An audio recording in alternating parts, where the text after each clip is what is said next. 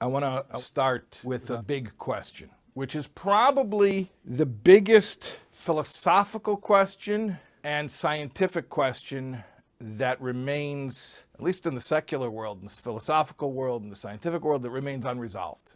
And that is, what is the origin of consciousness? Where does consciousness as a phenomenon emerge from? The fact that we are sentient beings, we're aware of ourselves, we have thoughts, we have feelings, we have memories, we have a sense of identity. Where does that come from?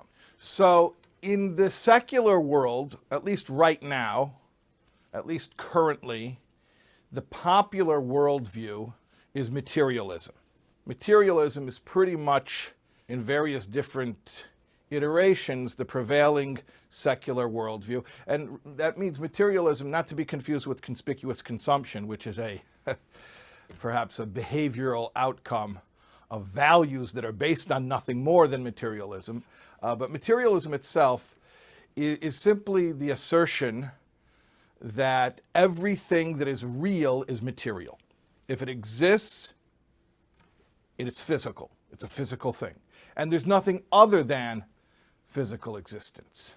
So then the question that is posed to the materialists is, where does consciousness come from?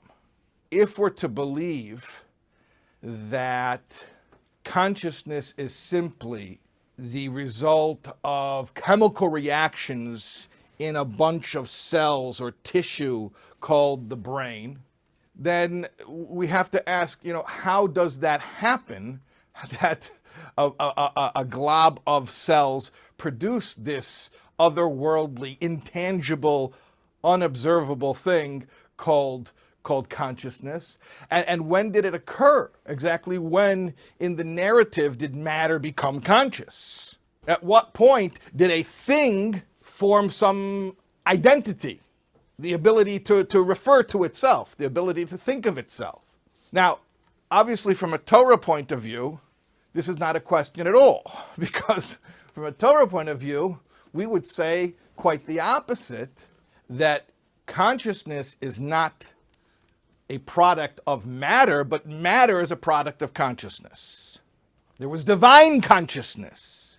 From divine consciousness, from the divine thought, emerged creation, including the physical plane as we know it, which is, at least in terms of answering this question, the Torah model is an easier model to accept.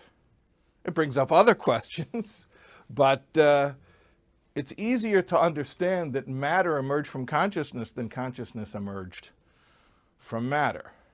And if we do understand that consciousness predated matter, that there was awareness before there were things, and that the brain does not create consciousness, but rather is, let's say, an antenna which is receptive to consciousness, then it's also very easy to understand that the consciousness that makes me, me, and makes you, you, is not inextricably linked at all to our bodies. From a materialistic point of view, it is.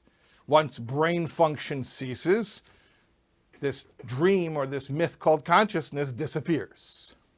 But from the Torah model, consciousness existed long before the formation of the body. Consciousness will continue to exist after the cessation of the functioning of the body.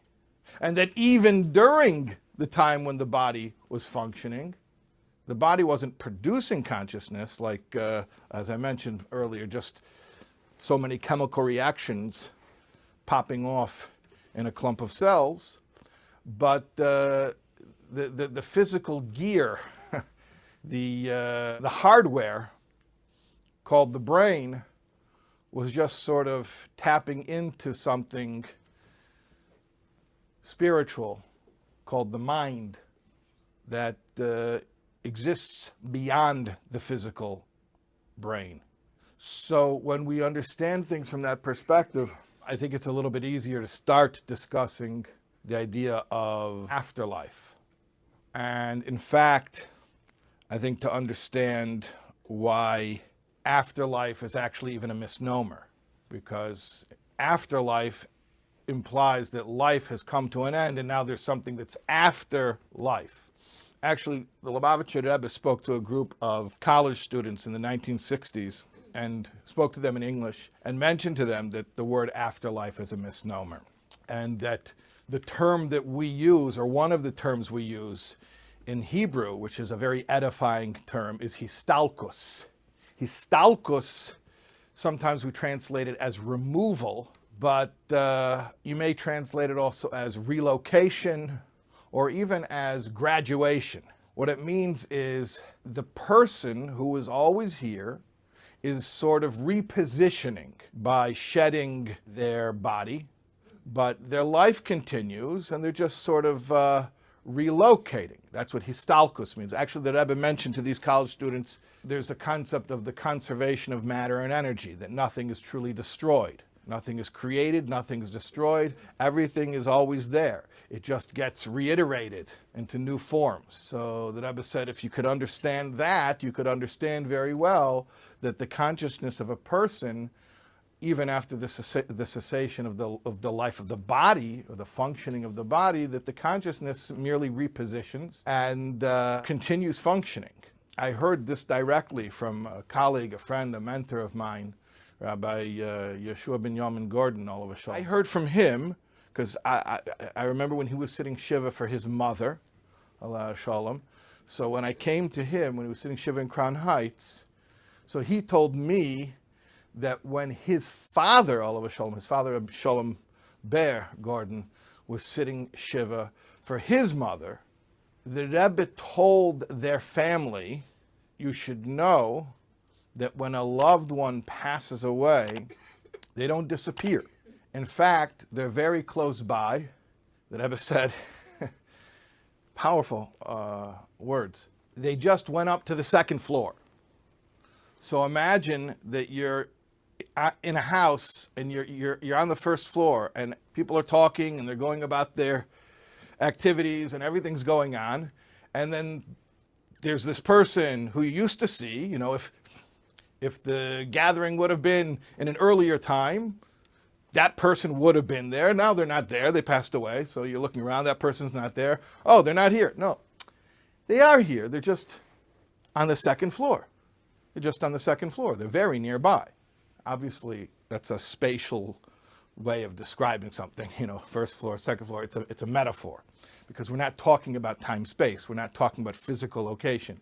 But what we are saying is that just because somebody's physical body stopped functioning doesn't mean their consciousness ceased to function. It doesn't mean their consciousness even went far away. Because, as we were explaining, consciousness was never locked to the body to begin with. Hey, this is Shais Taub. You were just watching a clip from this class. If you want to get the full context, the full class that this clip that you just watched was from, you watch right here. Click right here. Here.